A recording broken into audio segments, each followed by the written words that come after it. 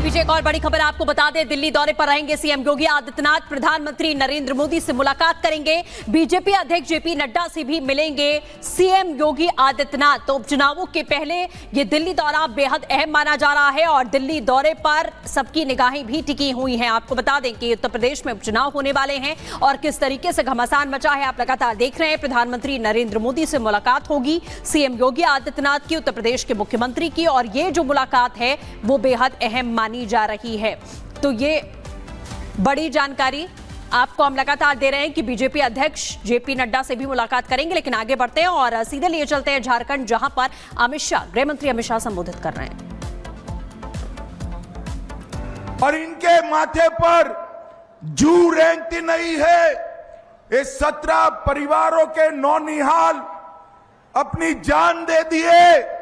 मैं आज आपको कहकर जाता हूं, इसके जिम्मेदार जो भी अधिकारी है वो सभी पर कदम उठाने का काम ये भारतीय जनता पार्टी की सरकार करेगी। भाइयों बहनों, पेपर लीक हुए, 11 से ज्यादा पेपर परीक्षा के लीक हुए, मगर हेमंत बाबू खामोश, क्योंकि पेपर लीक कराने वाले उन्हीं के चट्टे पट्टे हैं। हेमंत बाबू, भाजपा सरकार आएगी वो नरेंद्र मोदी के सिद्धांतों पर चलेगी। आपने भले संरक्षण दिया, मैं कहकर जाता हूं, हम एसआईटी बनाकर ये पेपर लीक करने वालों को जेल की सराखों के पीछे बांधने का काम करेंगे। भाइयों, करेंगे।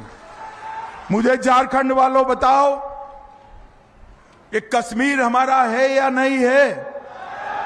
ऐसे नहीं भाई, जोर से बताओ है या नहीं है, और जोर से बताओ है या नहीं। तो मोदी जी 2019 में कश्मीर में से धारा 300 हटाने का बिल लेकर आए। ये हेमंत सोरेन के सारे सांसद हमारे खिलाफ खड़े हो गए।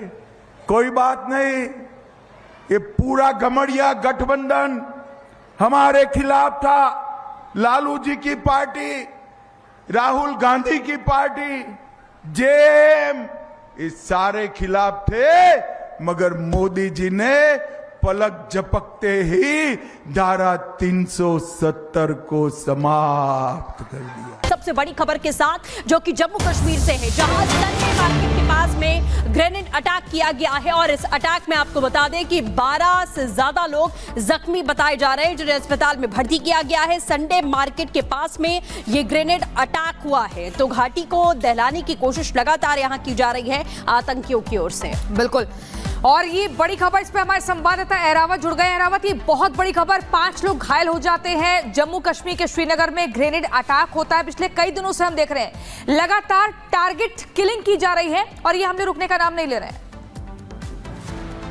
जी हाँ, बिल्कुल। जहां हमने कल देखा किस तरह से लगातार ऑपरेशन दिन भर चलता रहा, इससे पहले हमने देखा किस तरह से नॉन लोकल्स को टारगेट किया जा रहा है। लगातार बैक टू बैक जितने भी अटैक्स हुए कश्मीर घाटी में, कश्मीर से बाहर, उसके बाद हमने कल देखा किस तरह से एक ऑपरेशन जो चलाया गया था अनंतनाग में, जहां 2 आतंकियों को ढेर कर दिया गया। उसके कुछ ही ठीक समय बाद हमने श्रीनगर खानियार के अंदर भी देखा, जहां एक आतंकी को ढेर कर दिया गया। लेकिन उसके कुछ समय के बाद अभी संडे मार्केट श्रीनगर में जो है, जहां के पब्लिक गैदरिंग एरिया है, वहां पे ग्रेनेड अटैक किया गया है, जिसमें 5 सिविलियन जो है वो इंजर्ड हुए अभी तक। और फिलहाल एरिया को कोऑर्डिनेट सर्च ऑपरेशन में लिया गया है सुरक्षा एजेंसीज ने।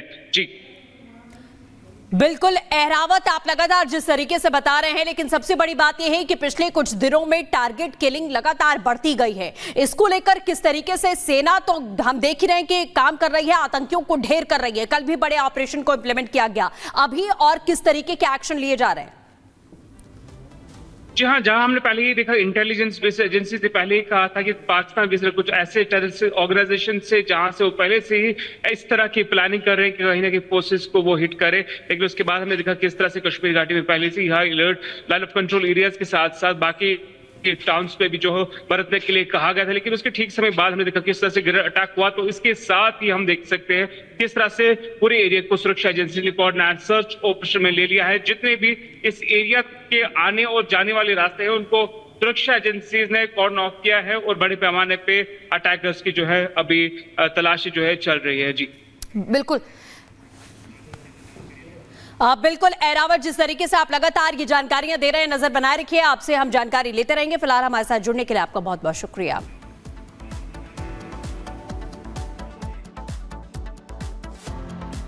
देश की सीमाओं की सुरक्षा और आदिवासियों की भूमि, बेटी और रोटी की सुरक्षा, इसका भी प्रतिघोष इस संकल्प पत्र में दिखाई पड़ता है।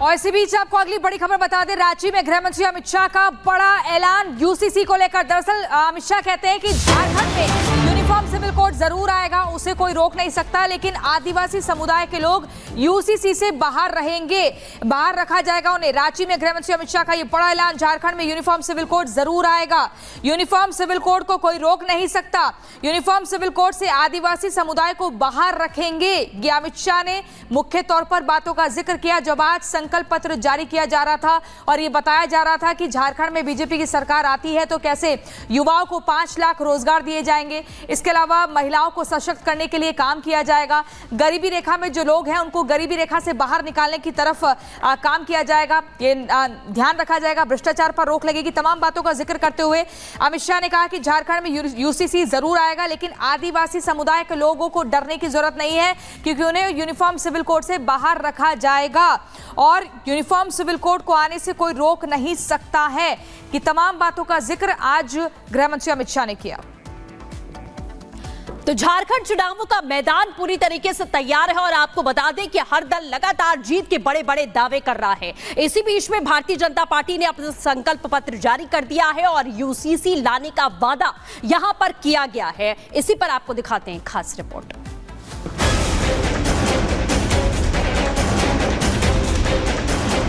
हेमंत बाबू, झारखंड में यूसीसी जरूर आए, हमारी सरकार झारखंड में यूसीसी लाएगी। झारखंड के विधानसभा चुनाव